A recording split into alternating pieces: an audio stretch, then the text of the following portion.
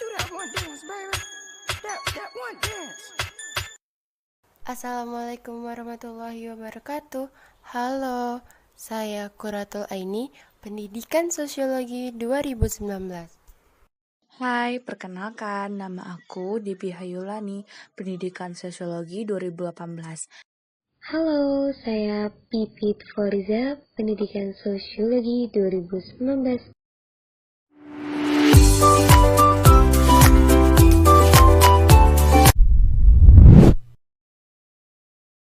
Indikator materi kita hari ini yang pertama menjelaskan pengertian dan teori perubahan sosial. Yang kedua menjelaskan bentuk-bentuk perubahan sosial.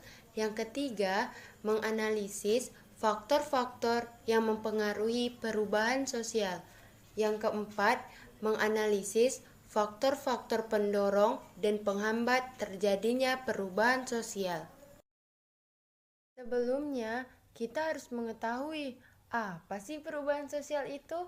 Perubahan sosial adalah perubahan yang terjadi pada unsur-unsur sosial seperti struktur sosial, organisasi sosial, pelapisan sosial, termasuk juga kepada sistem sosial yang terdapat pada nilai dan norma sosial, serta sikap dan pola perilaku yang mengatur hubungan-hubungan sosial antar masyarakatnya. Setelah kita memahami pengertian perubahan sosial itu, materi kedua yaitu teori-teori perubahan sosial. Dalam menjelaskan fenomena perubahan sosial, terdapat beberapa teori yang dapat dipelajari. Pertama, teori evolusi. Teori ini melihat perkembangan manusia sebagai proses yang sifatnya multilinear, sebuah perkembangan yang dapat muncul dengan cara dan di masyarakat yang berbeda.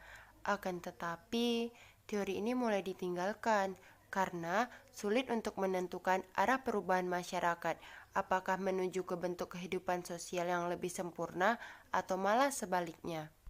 Kedua, teori siklus. Teori ini memandang perkembangan dalam sebuah masyarakat ibarat sebuah organisme. Ada masa kelahiran, masa kanak-kanak, kedewasaan, serta kematian. Ketiga, teori fungsional. Teori ini memandang masyarakat sebagai sebuah struktur dengan bagian-bagian yang saling berhubungan. Tokoh dari teori ini adalah Talcott Parsons. Teori konflik. Tokoh dari teori konflik adalah Karl Marx. Teori konflik memandang bahwa perubahan sosial tidak terjadi melalui proses penyesuaian nilai-nilai yang membawa perubahan, tetapi terjadi akibat adanya konflik yang menghasilkan kompromi-kompromi yang berbeda dengan kondisi semula. Bentuk-bentuk perubahan sosial. Nah, bentuk-bentuk ini juga terbagi atas 3. Yang pertama, perubahan secara lambat dan cepat. Yang kedua, perubahan pengaruhnya kecil dan besar. Yang ketiga, perubahan yang dikehendaki dan tidak dikehendaki. Mari kita lihat bentuk perubahan sosial yang pertama, yaitu perubahan secara lambat. Perubahan ini biasanya disebut dengan perubahan evolusi. Perubahan itu seolah-olah tidak terjadi, berlangsungnya secara lambat dan umumnya tidak menimbulkan disintegrasi kehidupan. Contohnya, di sini ada gambar gas dan minyak tanah.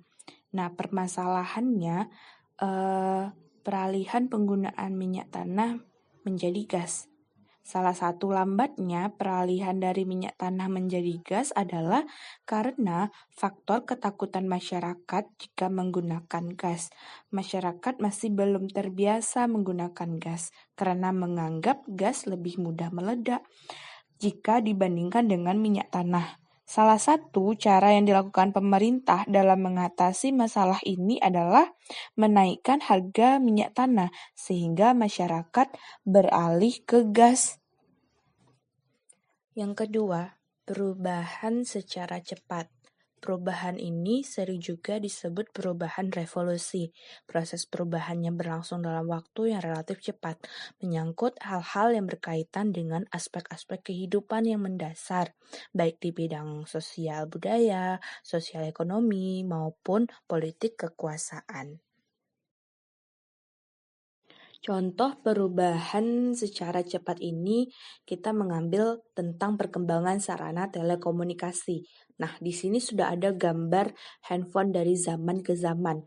Alat komunikasi seperti handphone atau telepon seluler kini sudah mengalami banyak perubahan fungsi dan juga bentuk yang awalnya hanya bisa dilakukan untuk mengirim pesan dan melakukan panggilan suara. Kini telepon seluler sudah bisa digunakan untuk merekam video, memotret, bermain game, bahkan terhubung dengan orang lain yang tidak dikenal melalui jejaring sosial. Perubahan telepon seluler menjadi smartphone seperti saat ini yang cukup cepat juga memiliki andil sendiri dalam perilaku masyarakat dalam perubahan sosial budaya di era global. Bentuk perubahan sosial yang selanjutnya itu adalah perubahan pengaruhnya kecil. Perubahan ini tidak berdampak luas terhadap berbagai aspek kehidupan masyarakat, serta tidak menimbulkan perubahan pada struktur sosial. Contoh perubahan pengaruhnya kecil. Di sini kita mengambil contoh gaya rambut dan gaya pakaian. Nah, di sini sudah ada gambarnya. Perubahan pada gaya rambut dan gaya pakaian tidak akan membawa pengaruh yang berarti bagi masyarakat karena perubahan tersebut tidak mengakibatkan perubahan-perubahan dalam lembaga masyarakat. Artinya, perubahan dari gaya rambut dan gaya pakaian ini tidak berpengaruh besar pada lembaga masyarakat. Selanjutnya, perubahan pengaruhnya besar. Suatu perubahan yang mengakibatkan terjadinya perubahan pada struktur kemasyarakatan, hubungan kerja, sistem mata pencaharian, dan stratifikasi masyarakat. Contoh pengaruhnya besar. Nah, di sini sudah ada gambar pasar tradisional dan toko online. Kita bisa mengambil contoh dengan perubahan jual beli. Pada zaman dahulu, orang Indonesia ingin jual beli berada di pasar. Nah, setelah zaman berkembang, banyak orang jual beli di supermarket dan bahkan sudah ada jual beli secara online yang membuat orang-orang tidak perlu lagi repot-repot datang ke pasar ataupun ke toko. Cukup transaksi dengan smartphone mereka. Selanjutnya kita masuk pada perubahan yang dikehendaki dan tidak dikehendaki. Nah, kita lihat dulu perubahan yang dikehendaki, yaitu perubahan yang direncanakan. Perubahan jenis ini terjadi disebabkan adanya perencanaan atau perkiraan dari agent of change atau pihak yang menginginkan adanya perubahan. Contoh perubahan yang dikehendaki. Di sini sudah ada gambar buku cetak dengan buku elektronik. Nah, kita mengambil contoh penggunaan buku elektronik, yaitu penggunaan buku elektronik sebagai pengganti buku-buku pelajaran yang ada di sekolah. Penggunaan buku elektronik secara menyeluruh ini merupakan salah satu program unggulan pemerintah pusat yang tentunya diharapkan dapat mempermudah peserta didik memahami materi pelajaran yang didapatkan di sekolah. Selanjutnya, perubahan yang tidak dikehendaki. Perubahan ini terjadi di luar rencana atau perkiraan masyarakat. Perubahan ini dapat menimbulkan dampak-dampak yang merugikan masyarakat. Terkadang, perubahan yang tidak direncanakan mengiringi perubahan yang direncanakan. Contoh perubahan yang tidak dikehendaki. Di sini sudah ada gambar orang-orang dengan jaringan internet. Nah, munculnya internet yang mampu mengubah cara kita berkomunikasi. Bahkan, masyarakat zaman sekarang sudah bergantung untuk menggunakan internet. Segala urusannya menjadi lebih mudah dan cepat karena adanya jaringan internet. Faktor penyebab perubahan sosial terbagi atas 4 kelompok. Pertama, faktor geografis. Kedua, faktor kependudukan. Ketiga, faktor teknologi dan industri. Keempat, faktor kepemimpinan dan ideologi politik. Faktor geografis terjadi karena sebuah bencana dahsyat atau perubahan cuaca ekstrim dan berdampak pada rusaknya sumber daya alam yang berguna bagi kepentingan warga masyarakat. Contohnya yaitu bencana alam yang terjadi seperti longsor, tsunami, banjir, atau yang dapat merusak sebuah sumber daya alam yang berguna bagi kepentingan masyarakat. 2. Faktor kependudukan merupakan bentuk bertambah atau berkurangnya jumlah penduduk yang mempengaruhi pola kehidupan, baik di bidang sosial dan ekonomi. Contohnya, transmigrasi penduduk dari daerah padat di Pulau Jawa ke pulau luar Jawa, sedangkan daerah yang kekurangan penduduk berakibat terjadinya urbanisasi di Pulau Jawa dapat dikembangkan menjadi daerah intensifikasi agribisnis di bidang pertanian, perkebunan, peternakan, dan lain-lain.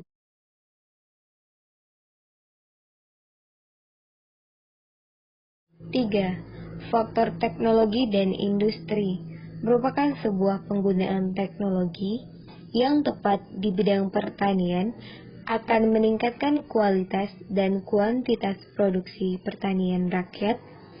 Hal ini dapat mendorong berkembangnya industri agribisnis, sehingga pola perekonomian petani akan berubah dari pertanian tradisional menjadi pertanian industri. Contohnya, pertama, traktor penggarap sawah, yang kedua, mesin penggiling padi, yang ketiga, penggunaan pupuk buatan dan insektisida, yang keempat, teknologi peternakan dan pertanian. 4. Faktor kepemimpinan dan ideologi politik merupakan sebuah perubahan sosial yang berskala besar dan terjadi karena munculnya tokoh pemimpin yang karismatik, sehingga mampu menggerakkan ke arah pembaharuan dan perbaikan melalui bidang ideologi, sosial, ekonomi, dan politik. Contohnya yaitu tokoh pergerakan nasional, tokoh perintis kemerdekaan, tokoh pembangunan, dan lain-lain, serta tokoh pemimpin dunia yang karismatik, Mahatma Gandhi dari India, Martin Luther King dari Amerika Serikat, dan Nelson Mandela dari Afrika Serikat. Nah, sekarang kita masuk pada faktor-faktor pendorong. Nah, faktor pendorong ada dua macam. Yang pertama, faktor intern, faktor yang berasal dari dalam masyarakat. Faktor ini meliputi beberapa hal berikut.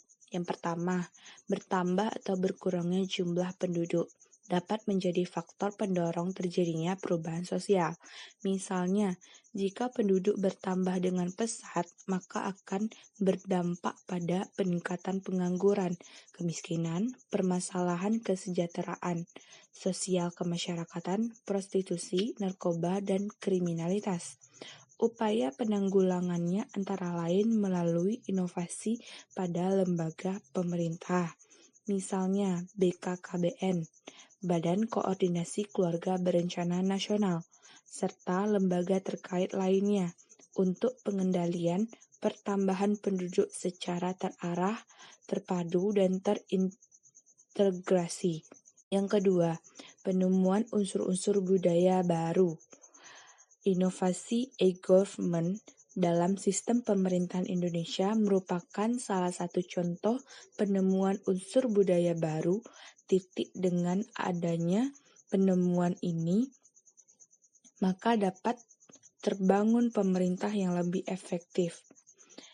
Hal ini termasuk langkah reformasi birokrasi melalui pemanfaatan sistem teknologi informasi yang bertujuan meningkatkan komitmen setiap aparatur negara.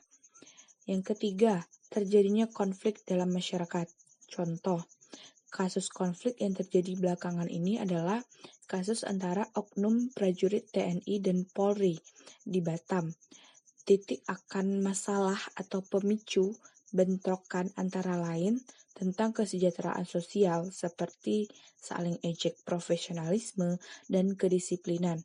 Sebagai masyarakat awam, kita tentu berharap konflik seperti ini jangan terus-menerus terjadi dan jangan sampai menyebar ke daerah-daerah lainnya. Faktor pendorong yang kedua yaitu faktor ekstern. Faktor ekstern, faktor yang berasal dari luar masyarakat. Faktor ekstern meliputi yang pertama, perubahan situasi geografis akibat bencana alam. Perubahan situasi geografis akibat bencana alam dapat membawa kepada perubahan sosial. Misalnya saja, terjadinya bencana gempa bumi di beberapa wilayah Indonesia. Dampak dari terjadinya gempa bumi yaitu berjatuhannya korban jiwa, rusaknya fasilitas umum, serta banyaknya pengangguran karena tempat kerja menjadi rusak, dan susahnya transportasi dan komunikasi. Yang kedua, adanya peperangan. Faktor adanya peperangan ini membawa perubahan pada kehidupan sosial dan politik, seperti banyaknya korban jiwa yang berjatuhan, serta hancurnya sarana dan prasarana yang ada. Yang ketiga, adanya kontak dan pengaruh budaya asing. Masuknya budaya asing ke Indonesia tidak hanya memberikan dampak positif saja, akan tetapi juga memberikan dampak negatif. Misalnya, mereka yang sering menggunakan pakaian terbuka dan menunjukkan aurat mereka. Yang kedua, mereka juga sering berhura-hura dan perilaku tersebut terkadang juga menyimpang dari norma agama. Faktor penghambat perubahan sosial terbagi menjadi 3, yakni faktor alam, faktor kemiskinan, dan faktor budaya. Pertama, faktor alam disebabkan oleh letaknya yang jauh dan terisolasi dari perkotaan, sehingga mengalami hambatan dengan masyarakat luar. Sebagai contoh gambar di samping. 2. Faktor kemiskinan. Kemiskinan yang terjadi baik secara struktural maupun kultural dapat menyebabkan pola ketidakseimbangan dalam struktur masyarakat. Sebagai contoh gambar di samping. 3. Faktor budaya tradisional, seperti adat istiadat masih kental dan berpikir secara irasional, lalu mereka masih curiga terhadap hal-hal baru. Sebagai contoh gambar di samping. Halo guys, terima kasih Sudah menonton video kami. Semoga bermanfaat ya.